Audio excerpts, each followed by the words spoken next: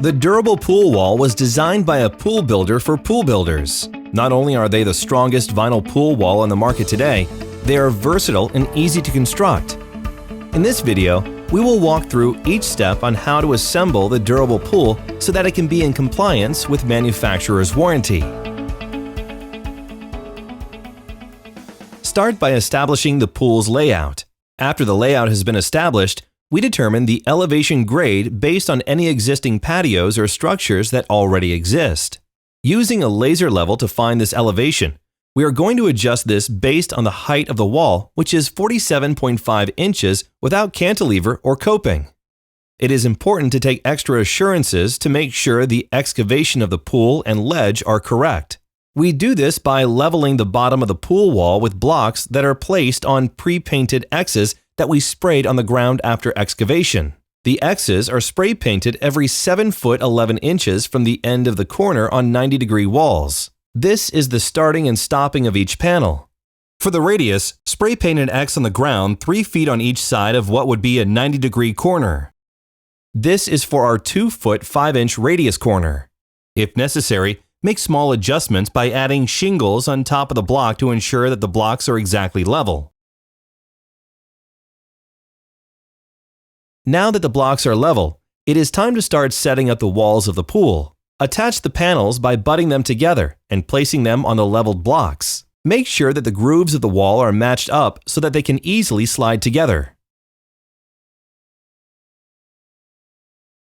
Next, we add the aluminum channel to the back side of the connecting panels. Insert an aluminum channel approximately 1 inch down from the steel at the top of the wall and in between where the panels are butted together. Insert the aluminum channel forward until it stops. To secure the channel, use a pair of clamps to hold the aluminum channel in place. Next, fasten the aluminum channel to the 90-degree wall flange with 5 self-starting screws. Insert 3 screws to hold the channel. Place one screw 1 inch from the top, the next screw 1 inch from the bottom, and the final screw in the middle. The remaining 2 screws are inserted from the opposite direction. Insert 1 screw between the top and middle screw and the final screw between the bottom and middle screw. Remember to insert these screws on the 90-degree wall flange as close to the face of the wall as possible.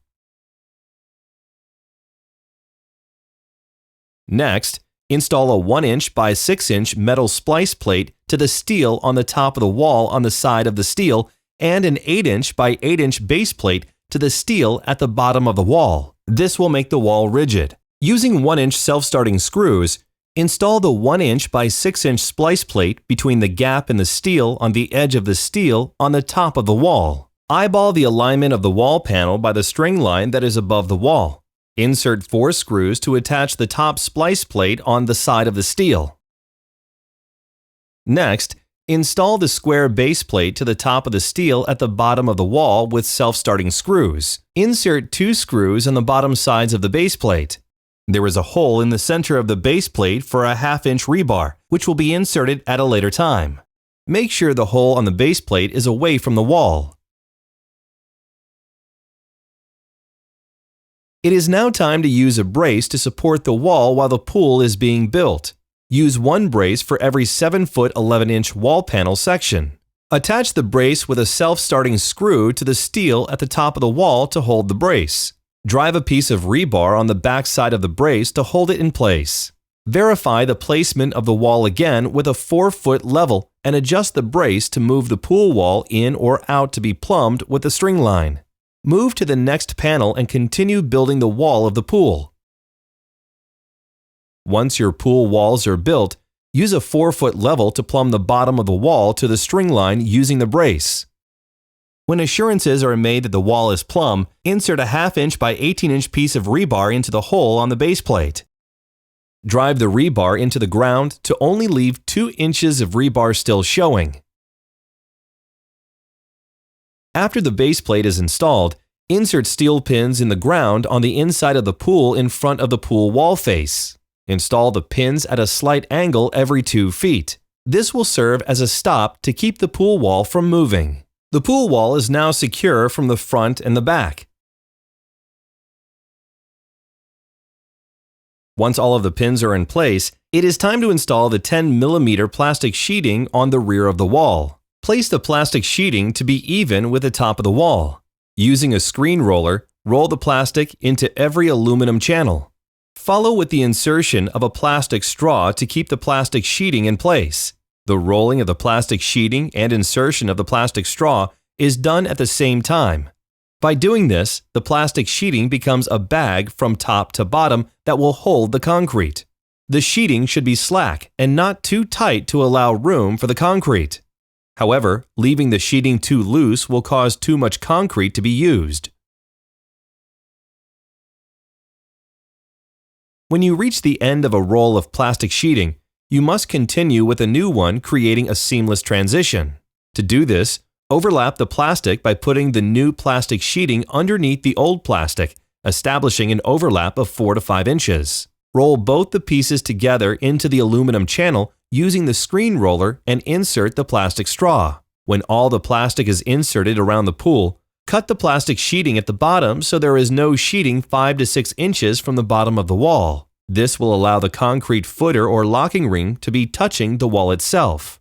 This step is crucial to the installation of the pool. Failure to do this will lead to failure of the wall itself. It is time to pour the locking ring or footing around the perimeter of the back of the pool wall. We will recommend using a 6-bag concrete mix for this footer. Do not pour the concrete more than 1 inch on the plastic bag, or this could cause a separation between the footer concrete and the bag concrete. Allow at least 24 hours for this concrete to set before pouring the concrete bags.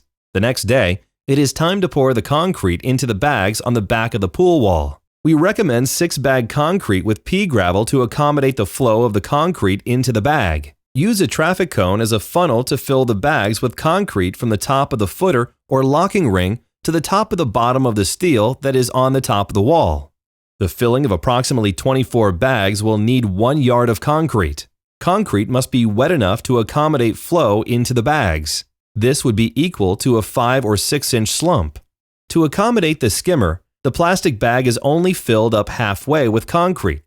All wall return fittings and LED fittings must be installed before the concrete bags are poured. We recommend installing them before the plastic sheeting is installed.